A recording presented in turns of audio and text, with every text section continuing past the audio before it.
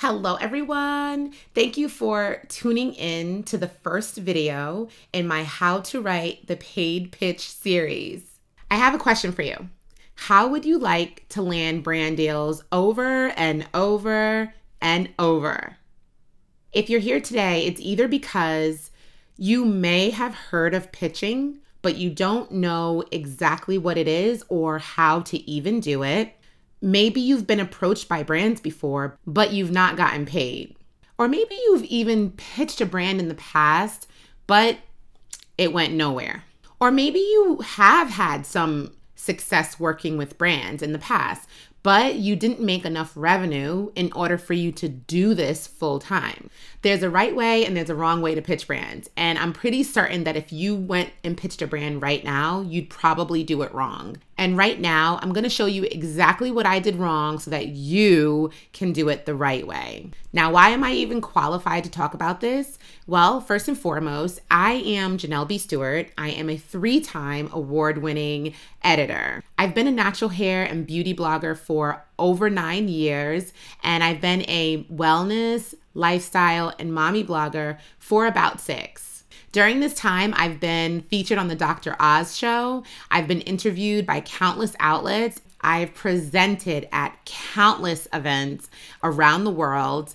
And today, I'm a highly sought out influencer. I've pitched and worked with hundreds of brands. To name a few, I've worked with Nissan, I've worked with Amazon 3 times, I've worked with Expedia, Progressive Insurance, Bounty, Clorox, Shea Moisture, JCPenney, Samsung, and many, many, many more.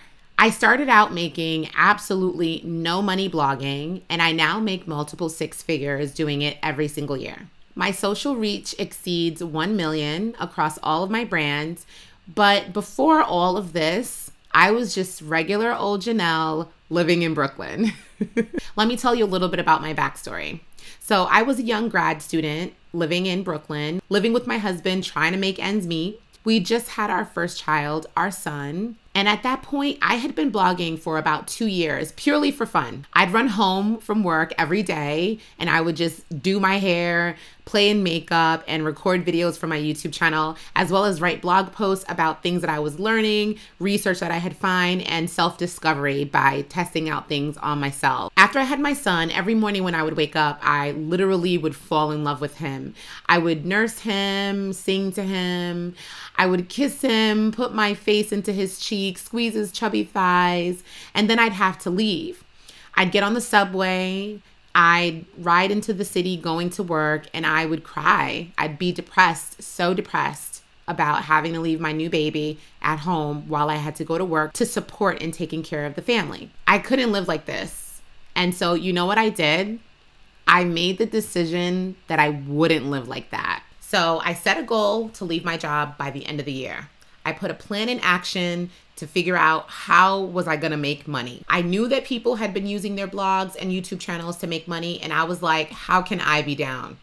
So at the time, I wasn't able to make money from Google AdSense because I wasn't a part of the YouTuber community that was allowed to make revenue from their videos. So I couldn't do that. I knew I could sell banner ads if I could find a company who wanted to place their brand logo on my website. And I also knew that I could do affiliate marketing where I would get like a small percentage for every sale I got the company. But what I did know was if I was able to work with brands, I could secure the bag much faster. What I would be able to get from working with one brand on one campaign would be able to cover months and months of affiliate marketing, and would also be able to cover equivalent or more than what I would be able to get for one banner ad that would live on my website for a month or months. So this was the direction that I really wanted to go into. Now, I want you to answer this for me.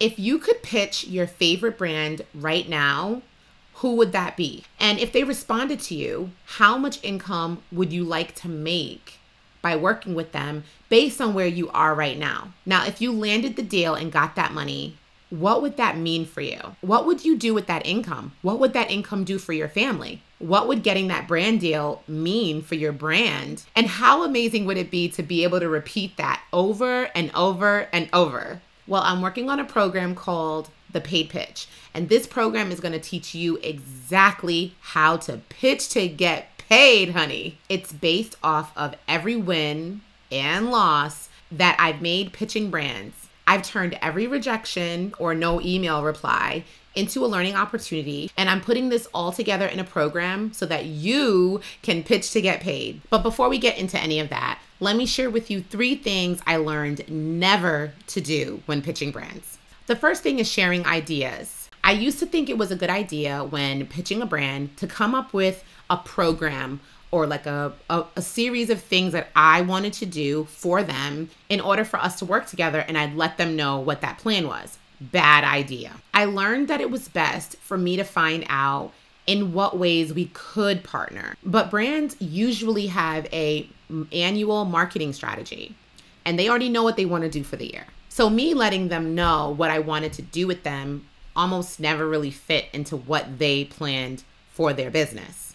Here's another thing that I learned a lot later on is that your ideas that you share with a brand are your intellectual property. And just because a brand didn't reply back to you doesn't mean they didn't open your email.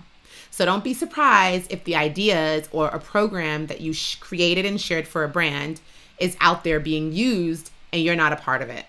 The next thing I learned to never do when pitching a brand is sharing my rates. It's a rookie mistake to want to share your rates when pitching a brand, because I often believe if I was upfront with the brand about my rates, they could decide whether or not they wanted to work with me. I mean, can you afford me, honey?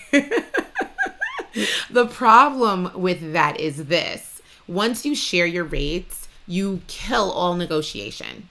So if and when a company did want to work with me, if my rate was already listed, I couldn't negotiate for a better rate. And I was often sharing my rate before even really knowing what the brand wanted. And then I found myself getting locked into rates that I was really unhappy with and really couldn't do anything about it because I needed the money and I already told them what I cost. And the third thing I learned to never do when pitching a brand is acting like they need me. New pitch, who this? Brands have many options of who they can work with at any given time. So a pitch that sounds like, if you give me money, I will do something for you, is gonna go right into the trash. Spam. Instead, you wanna approach a brand like you are a humble servant.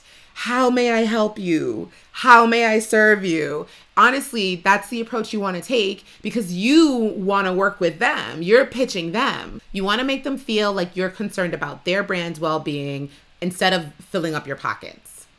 And those are the 3 things that I learned to never do when pitching a brand. On Friday, I'm hosting a free coaching called How to Write the Paid Pitch, no matter how small your following is. I'm going to share 3 transformational beliefs that you must have in order to land brand deals. And I'll also be sharing the details on the Paid Pitch course that I'm making for you to get paid to pitch. On Friday, I'm going to host 2 live coaching sessions. So one will be in the daytime at 12 noon Eastern, and the other will be later in the evening at 8 p.m. Eastern. Space is limited at both coaching sessions, so please arrive on time to make sure that the webinar system will allow you in. I've included the links for the coaching below, and I hope to see you there.